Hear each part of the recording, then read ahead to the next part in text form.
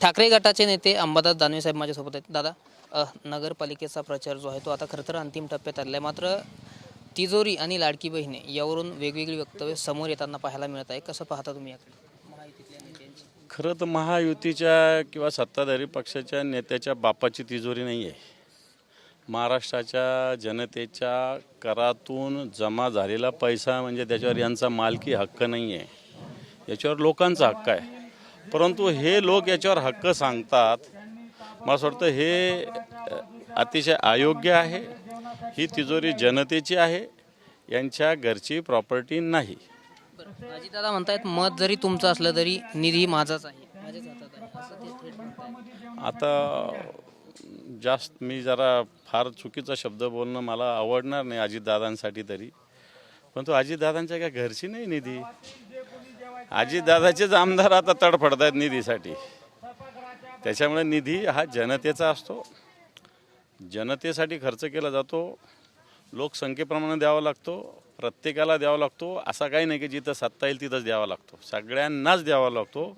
हा नियम आहे. त्यामुळे जनतेने सुद्धा अशा धमक्यांना घाबरू नये. विधानसभेला जशी लक्ष्मी आली होती तशी आता नगर परिषदला सुद्धा येणार आहे, असं वक्तव्य गुलाबराव पाटलांनी केलं आहे. नगर विकास खातं आपल्याकडे आहे आणि इस खाते में माल आहे, त्यामुळं 1 डिसेंबरच्या रात्री तुम्ही बाहेर झोपा, असं आवाहन त्यांनी मतदारांना केलं. मला वाटतं असं चुकीचं आव्हान मतदारांना करणं ते जबाबदार मंत्र्यांनी हे बरोबर नाही आहे. आपण गुप्ततेची शपथ घेतलेली आहे, या घटनेप्रती आपण आदर व्यक्त केला आहे. त्याच्यामध्ये असं नाही सांगितलेलं की लक्ष्मी येणार आहे मतदानाच्या आधी, ती घ्या, तिचं दर्शन करा आणि मग हे करा. लोकशाहीचा अधिकार आहे, तो माणसाने आपल्या मनाप्रमाणे तो वापरला पाहिजे, हे मंत्र्यांनी सांगितलं पाहिजे. पण आता हे मंत्रीच असं सांगतात. आणि मग नगरविकास खात्यात माल याचा अर्थ तुम्ही भ्रष्टाचार करता, तुम्ही भ्रष्टाचारी आहात, हे तुम्ही जनतेला सांगतात. अशा भ्रष्टाचारांच्या मागे जनतेने उभा राहू नये. निलेश राणे यांनी भाजपच्या पदाधिकाऱ्याच्या घरी धाड मारलेली आहे, काय म्हणाल तुम्ही? त्यांच्यावर आता गुन्हा दाखल झाला. हे बघ, आता राणे एक भाजपमध्ये आणि एक गद्दारांच्या गटात आहे. आता हे खरंच एकमेकांविरुद्ध लढतायत का एकमेकांचं आडवान एकमेकाचा जिरवा करतात का एकमेकाची बनवाबनवी करतात, हे माहिती असायला काही कारण नाही. परंतु आता राणेंनी केलेले आरोप, भारतीय जनता पार्टीच्या कार्यकर्त्याच्या घरी असलेला पैसा हा कसा आला, काय आला, याचा तपास पोलिसांनी निवडणूक आयोगाने केला पाहिजे. भाजपचे पैसे घ्या आणि शिवसेनेला मतदान करा, असं दीपक केसरकरांनी म्हटलं. मी म्हणेल कोणाचेही पैसे घेऊ नका. लोकशाही मार्गानं नाही तर 5 वर्ष पश्चाताप आपल्याला करावा लागतो.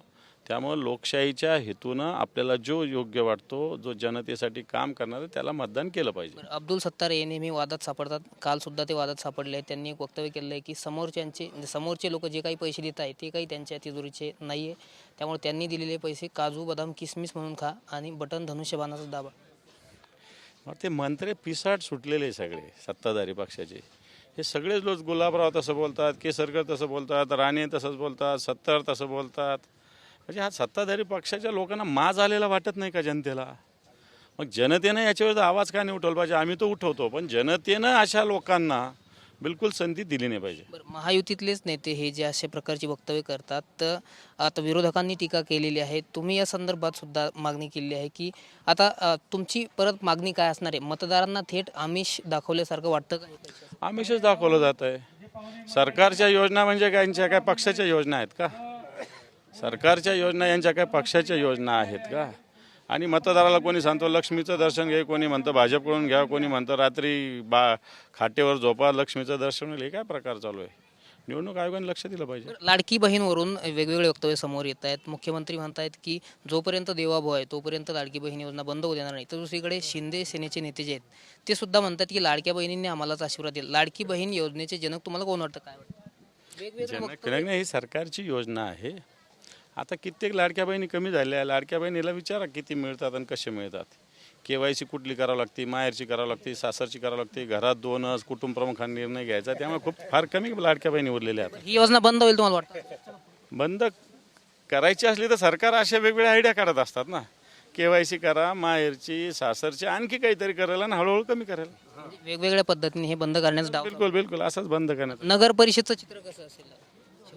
हे बघ, आता मतपेटी उघडल्याशिवाय तर काही सांगू शकत नाही. आम्ही लढतो, सगळेच लढतायत.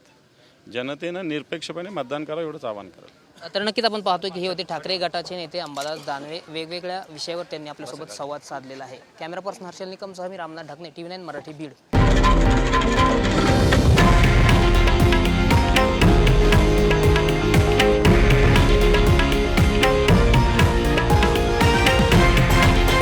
हे आहे देशातील नंबर 1 न्यूज नेटवर्क आणि आपण पाहत आहात TV9 मराठी, एकमेव.